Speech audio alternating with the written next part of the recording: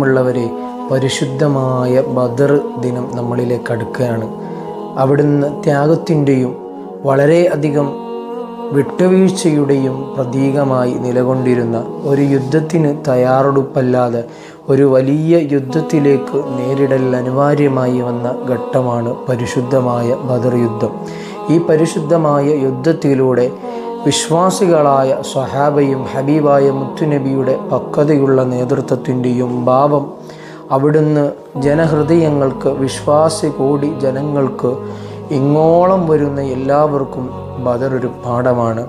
തവക്കുലിൻ്റെയും വിശ്വാസ പൂർത്തീകരണത്തിൻ്റെയും ആയുധമാണ് ബദർ.